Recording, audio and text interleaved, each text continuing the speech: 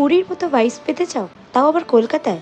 তাই জন্য পুরো ভিডিওটাকে আজকে দেখতে হবে আর লাস্ট অবধি ভালো করে ইনফরমেশনগুলো গুছিয়ে নিতে হবে। 25শে ডিসেম্বর ফ্যামিলিকে নিয়ে পৌঁছে গেলাম খিদিরপুরের এই মন্দিরটি। খিদিরপুরে এই জগন্নাথ মন্দিরটি খিদিরপুর স্টেশন থেকে একদম কম দূরত্বতেই অবস্থিত। তো ফার্স্টেই বাইরেটা দেখলাম, জুতো রাখবার স্থান ছিল। এই মন্দিরটা ভেতর থেকে যতটা সুন্দর, সামনে থেকে না দেখলে বুঝতে পারবে না। পুরীর ভাইব পেতে গেলে এই মন্দিরটাকে এক্সপ্লোর করতেই হবে। এই ভিডিওতে আমি পুরো জানিয়েছি যে এখানে মহাপ্রভুর ভোগ পাওয়া যায়, কটার সময় মন্দির খোলে, কটার সময় বন্ধ হয়, সব কিছু। তো যাই হোক, ফার্স্টেই আমি এন্ট্রেন্স দিয়ে যখন মন্দিরের গেট দিয়ে ঢুকলাম, দিয়ে দেখলাম অনেক সুন্দর করে মন্দিরটা বানানো আর অনেক পরিষ্কার, আর অ্যাম্বিয়েন্সও খুবই দারুণ। তো এখানে পুজো সামগ্রী আর ভোগের জন্য লাইন ছিল। যদি তুমি পুজো দিতে চাও তাহলে এই লাইনটায় দাঁড়াতে হবে। তার পাশেই ছিল অফিস। তুমি যদি কোনো ডোনেশন বা পুজো আরতি করার জন্য টাকা দিতে হয় বা মেম্বারশিপের জন্য, ওই অফিসে তোমাকে যোগাযোগ করতে হবে। অ্যান্ড তার পাশে এখানে ফুলমালা বিক্রি হচ্ছিল, একদম ছোট ছোট দোকান করে, খুব সুন্দর মন্দিরের ভেতরেই। ইভেন মহাপ্রভুর ভোগও এখানে পাওয়া যায়, সেটাও আবার কুপন সিস্টেম, সেটার জন্য তোমাকে লাইন দিতে হবে। এখানে খুব একটা লাইন ছিল না, ভিড়ও ছিল না, কারণ কি এই মন্দিরটার ব্যাপারে এখনো পর্যন্ত অনেকেই জানে না, বা হয়তো অনেকেই জানে। এই মন্দিরটি তৈরি হয়েছে বেশি বছর হয়নি, মানে পুরোটাই নতুন বলতে গেলে। তো ফার্স্টেই আমার মা লাইন দিচ্ছিল পুজো সামগ্রীর জন্য, আর আমি লাইন দিয়েছিলাম মহাপ্রভুর ভোগের জন্য। যত খুশি বসে খেতে পারবে এখানে। ইভেন তোমার যদি মনে হয় যে তুমি অ্যাজ আ পার্সেল নিয়ে যাবে, তাহলে সেটা 180 টাকা করে, আর পার হেড 150 টাকা করে বসে খাওয়া যত ইচ্ছা।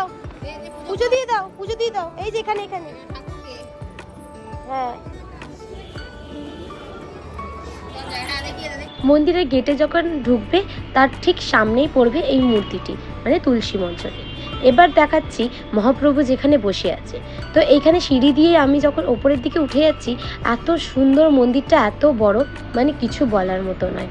যেহেতু ফাঁকা ছিল, তাই জন্য ভালো করে ভিডিওতে তোমাদেরকে দেখাতে পেরেছি। তো এইখানে দেখো, এই যে মন্দিরটা দেখছো পুরো খয়েরি রঙের, সেটাই ছিল মহাপ্রভুর মন্দির। শুধু মহাপ্রভুর মন্দির না, মহাপ্রভুর মন্দিরের আশেপাশেও অনেক ছোট ছোট সুন্দর সুন্দর মন্দির ছিল, যেমন গণেশ মন্দির, সরস্বতী মন্দির, লক্ষ্মী মন্দির, সব কিছু এক্সপ্লোর করব। তো ফার্স্টে মহাপ্রভুর ভেতরে যে মন্দিরের যে কারুকার্যটা, সেটা দেখে নাও। এত সুন্দর বারিকি কাজ, এত সুন্দর করে তৈরি করা এই মন্দিরটা, আমার তো দারুণ লেগেছে। আর যেহেতু ফাঁকা ফাঁকা ছিল, আরও ভালো করে এক্সপ্লোর করতে পেরেছি মন্দিরটার ভেতর থেকে। জানি না এই মন্দিরের ব্যাপারে তোমরা কতজন জানো, আবার কতজন জানো না। এই ব্যাপারে, এই যে মন্দিরটার ব্যাপারে যে হিস্ট্রিটা, এটা আমি এখনও জানতে পারিনি। আমিও জানার চেষ্টা করছি, যারা তোমরা জানো নিশ্চয়ই কমেন্টে জানিও। তো এখানে মন্দিরের ভেতরটা দেখিয়ে দিই, মানে মহাপ্রভু যেখানে বসে আছেন, এত সুন্দর মূর্তি, এত সুন্দর লাগছিল, মানে কি বলবো। ফোনে কতটা বোঝা যায় যতক্ষণে সামনে থেকে দেখবে। তো তোমরা যারা যারা ঘরে বসে বসে এই ভিডিওটা দেখছো, তোমরা এখান থেকেই দর্শন করে নাও।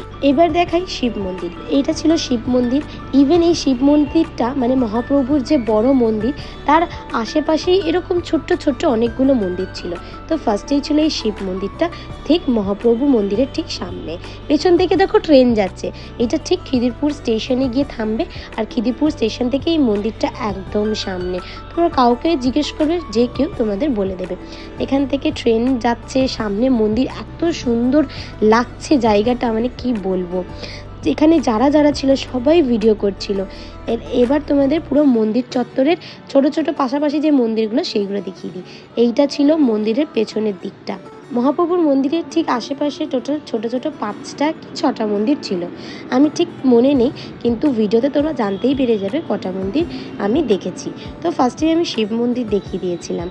এখানে আরেকটা যে মন্দিরটা দেখাবো এখন, মানে ছোট ছোট মন্দির, ছোট ছোট মূর্তি, বেশ সুন্দর লাগলো ঘুরে ঘুরে দেখতে। তো এইটা ছিল বিমলা মন্দির। সত্যি কথা বলতে মা বিমলাকে আমিও মানে ঠিক জানি না, আমি মানে কি ঠাকুর উনি। তোমরা যারা কমেন্ট জানো তারা নিশ্চয়ই কমেন্ট বক্সে জানিও। তো এবার তোমাদেরকে দেখাবো সূর্য মন্দির। সূর্য দেবতার মন্দির তো তোমরা জানো, এটা ছিল সূর্য দেবতা। ইভেন এরকমই আর ছিল সরস্বতী মন্দির, লক্ষ্মী মন্দির, গণেশ মন্দির, সব কিছু। ইভেন এই চত্বরটা দেখো এত বড়, মানে যে কোনো বাচ্চা বলো সবাই এখানে বসে রেস্টও নিতে পারবে। কারণ কি, সত্যি কথা বলতে মহাপ্রভুর ভোগ স্টার্ট হয় দেওয়া 1:30টা থেকে। কুপন তোমাকে আগের দিন বুকিং করে যেতে হবে, তার ফোন নম্বরও আমি দিয়ে দেবো ডেসক্রিপশনস বক্সে। তো তোমরা ওই নাম্বারে ফোন করে তোমরা নিজের মহাপ্রভুর ভোগের জন্য, কুপনের জন্য তোমরা আগে থেকে বুকিং করে নিতে পারবে। ইভেন তোমরা ওখানেও যদি সকাল সকাল পৌঁছাও, সকাল সকাল গিয়েও তোমরা মহাপ্রভুর ভোগের জন্য কুপন নিতে পারো। এটা ছিল গণেশ মন্দির। যাই হোক, এবার বলি, যেহেতু 1:30টা থেকে মহাপ্রভুর ভোগ দেওয়া শুরু হয়, তাই জন্য যারা যারা সকাল সকাল যায়, মানে মন্দিরটি 6টা থেকে খোলে, আপ টু 12:30 অবধি পুজো নেয়, আর আবার 4টে থেকে 9টা অবধি রাত খোলা থাকে। তো আমরা গেছিলাম সকাল 11:30টায়। পুজো দিতে খুব জোর হলে 12টা 12:30 বাজবে, তার থেকে বেশি না। কিন্তু 1:30টা অবধি তোমাকে ওয়েট করতে হবে মহাপ্রভুর ভোগের জন্য। তাই জন্য মন্দিরের মধ্যেই আছে ওয়েটিং রুম, মানে যেখানে তুমি মহাপ্রভুর ভোগ দেওয়ার জন্য ওয়েট করতে পারবে। এখানে সমস্ত দেখো সকল দর্শনার্থী এখানে ওয়েট করছে, কারণ ভোগ দেওয়া শুরুই হয় দুপুর 1:30টা থেকে। তো এই যে ওয়েটিং রুমে যে জায়গাটা ছিল সেটা হিউজ বড়, ক্যামেরায় কতটা বোঝা যাচ্ছে জানি না, কিন্তু অনেকটাই বড় ছিল। তারপরে এই যে বাইরে থেকে পুরো মন্দিরটা তোমাদেরকে দেখিয়ে বুঝতে পারছো, কলকাতার সবথেকে বড় মন্দির, মানে সবথেকে বড় জায়গা জুড়ে অবস্থিত এই মন্দিরটা কলকাতার। মন্দিরটা পুরো এক্সপ্লোর করতে করতে একটা খুব ইন্টারেস্টিং জিনিস আমার চোখে পড়লো, সেটা হচ্ছে মন্দিরের ঠিক পেছনে একটা খুব সুন্দর গাছ দেখলাম। সেই গাছে দেখলাম অনেকেই ধাগা বাঁধছে, মানে মনোকামনা যাতে পূরণ হয়। আমি এটা তো বিশ্বাস খুব একটা করি না যে এরকম মনোকামনা পূরণ হয়, কারণ কি আমরা মন থেকে ভগবানের কাছে চাইলেই হবে। ধাগা বাঁধার মানে কি, অনেকে হয়তো মানত করে, যাই হোক। তো আমি ধাগা বাঁধিনি, কারণ কি আমার বিশ্বাস আমি মন থেকে ভগবানকে যেটা বলো ভগবান নিশ্চয়ই শুনবেন, বা সেটা যদি আমার পক্ষে ঠিক হয় তাহলে ভগবান ঠিকই মানবে।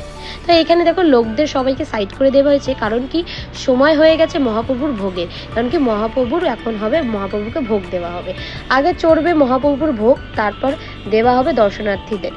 তো এখানে দেখো কি সুন্দর হাঁড়ি করে মহাপ্রভুর জন্য ভোগ যাচ্ছে।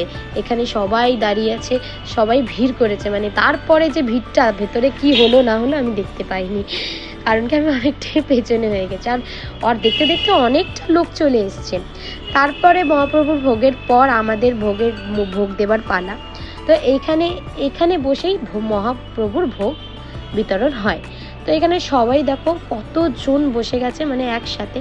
তো এখানে এই ভোগগুলো আমাদেরকে দেবেন, সেটা হচ্ছে পায়েস ছিল, চাটনি ছিল, ডাল ছিল, চচ্চড়ি ছিল, ধোকার ডালনা ছিল, ভাত ছিল, মিষ্টি পোলাও ছিল, সবই রকমের ছিল। তো এখন বসে গেছি খেতে, মহাভোগ খেতে, ফার্স্ট টাইম আমরা খাচ্ছি। এখন দেখি কি কি আজকে তো একটা করে আমাদের একজন করে কুপন এসে নিয়ে চলে গেছে। তো এখন দেখি কি কি ভোগ দেয়, ফার্স্ট টাইম আমাদের এখানে আসা। ফার্স্টেই কি সুন্দর একটা শালপাতা আমাদের দিয়ে দিল, শালপাতায় দেওয়া হবে মহাপ্রভুর ভোগ। আর এখানে আমার পুচকিটাও গেছিলো, ও চুপচাপ বসে আছে ভোগ খাবে বলে। তো এখানে আবার এরকম পেতে দিচ্ছে যাতে লোক এসে বসতে পারে।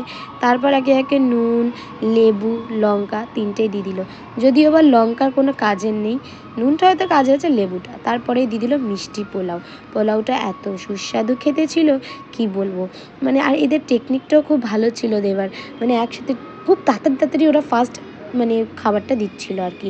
তারপর ছিল সাদা ভাত, এই সাদা ভাতটাও মানে অসাধারণ, মানে প্রভুর ভোগ মানে এত সুস্বাদু খেতে হয় কি বলবো, মানে সাদা ভাতটাও কত সুন্দর লাগছিলো। তারপর এই যে ডালটা দিয়েছিলো, এই ডালটা না পুরো ঘিয়ের গন্ধ দিচ্ছিলো এই ডালটার থেকে। তারপরে এই চচ্চড়িটা, নানান রকমের ভেজিটেবলস দিয়ে চচ্চড়িটা বানানো ছিল, চচ্চড়িটাও অসাধারণ খেতে ছিল। তারপরে দিয়েছিল ধোকার ডালনা, মানে ওরা একসাথেই 4-5টা আইটেম দিয়ে দিয়েছিল। সমস্ত খাবার এত সুন্দর খেতে, এত দারুণ খেতে, এতেই বোঝা যায় যে মহাপ্রভুর আশীর্বাদ এই মহাভোগের সাথে আছে। তারপর এটা খেজুরের চাটনি দিয়েছিল আই গেস। তারপরে দিয়েছিল পায়েসটা এত ভালো খেতে হয়েছিল, মানে কি বলবো। আজকের মতো আমাদের তো মহাপ্রভুর ভোগ খাওয়া কমপ্লিট। তারপর বাইরে এসে দেখলাম অনেকটাই ভিড় হয়ে গেছে। তো আজকের ভিডিওটা তোমাদের কেমন লাগলো আর মন্দিরটা কেমন লাগলো, যারা যারা দেখতে চাও তারা নিশ্চয়ই ঘুরে এসো। দেখা হবে নেক্সট ব্লগে, টাটা।